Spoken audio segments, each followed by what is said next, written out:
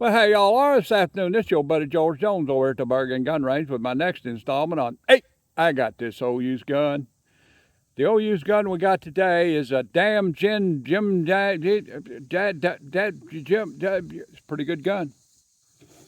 It is the Beretta M1951, sometimes known as the 951.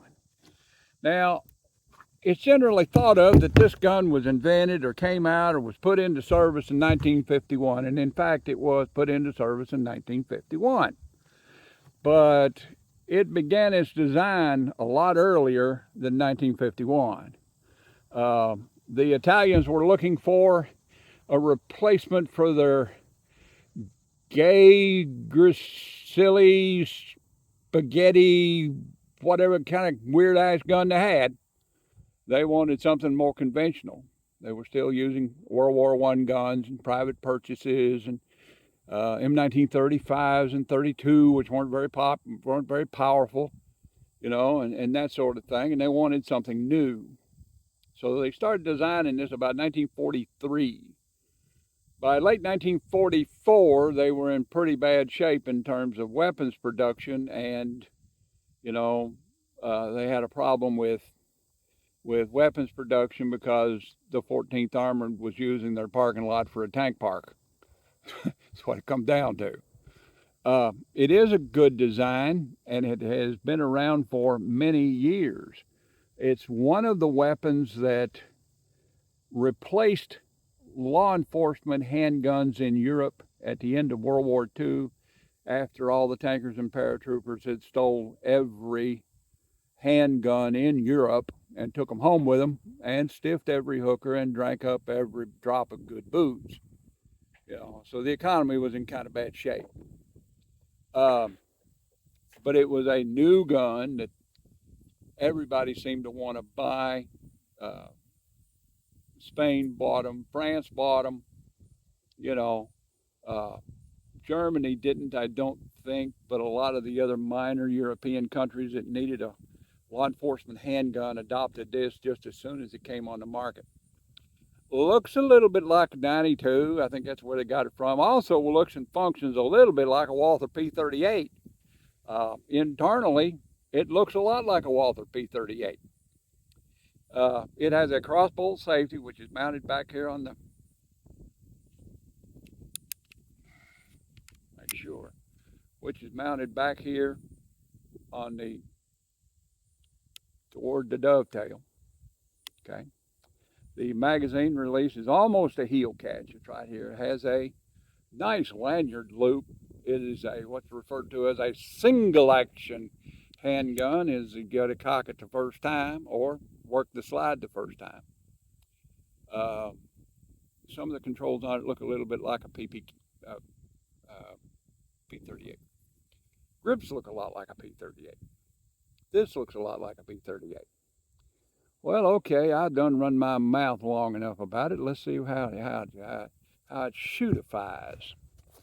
It is a single column, single feed magazine. It holds 1, 2, 3, 4, 5, 6, 7, 8 rounds. Is that correct? 1, 2, 3, 4, 5, 6, 7 witness holes. That means it holds 8 rounds. Get that in there. Never fired this gun before. I'm kind of on my own. If you know the Bergen Range, we're shooting at 25-yard steel hanging targets, and we'll see if we can hit any of them. Take my word for it. Would I lie to you? All right, let's see if we can get her charged up. There we go. It is charged up in battery. It has gone into battery. Let's see if I can hit something with it. Let's try the 25-yard hanging steel silhouette. Maybe not. Boy, that trigger's creepy. I'm telling you, it's creepy as the monsters. All right, that's a little better. That's not too bad. And you got to wait for it to turn back around so I can hit it again, because it's only hanging on one chain, and it ain't going to do it. Let's try the tank plate.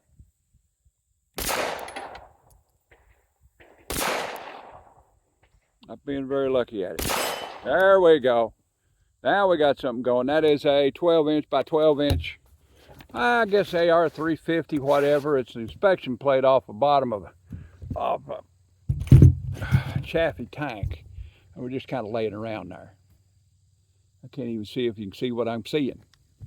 I'll back her up a little bit. There we go. Cinematography, by God. All right. There we go. Just a little snappy on the old arthritis, but there we go. That's not too shabby. Shoots pretty good. I didn't hit everything I shot at, but you know, we'll just shoot at it again. There's a hydra snout. Let's see how it shoots hollow points. See how it functions with hollow points. There's 2, 3, 4, 5, 6, 7.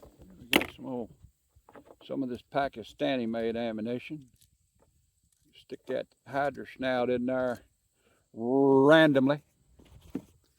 We don't know where it's at when we go to shooting it. If it'll fire it. See if it'll shoot it at you. This gun was in service, I don't know, for a long time. It was just about the Beretta 92 that replaced it. Then Beretta got uppity and started making all kinds of weird crap, you know, and like that. I saw these in use. 9mm were very popular with special operations in Vietnam, and you occasionally saw these guys in Vietnam where they buy their own guns, along with Swedish Ks, Xiaomis, every damn thing else. All right, we're back up in battery. I'm gonna try and hit that little triangle down there. Everybody knows where it's at. And that wasn't so lucky. No, we're kind of plumbing for it. What do we do? There we go. Yeah, okay. How about the old round cover plate there? Nope, didn't hit it. Let's try something else. Not a very good 25-yard gun, at least for me. Yeah. I could probably get good with this gun if I had maybe 10,000 rounds. About 15 extra magazines. Locks back smartly and fires everything we put in it. Shot hydra snouts pretty good. That's generally a pretty good sign. Oh, what's it worth? I grade this gun at 85%. It has a lot of wear on it. Mechanically, it's just about perfect. I had it apart last night. Looks good on the inside. No, nothing worn, nothing broken. But it has a tremendous amount of holster wear. No rust to patina or anything like that. About 85 to 90% condition. And it's about 3.5 fingers. These are not common today. So if people want them, they got to pay for them. Well, that's about the size of it for this installment of 8. I got this old used gun. You can get that thing closed. You know, there it went. He's got a Thompson. He thinks he's a gangster. God help us. Chief, only way we're getting in there, bust our way in.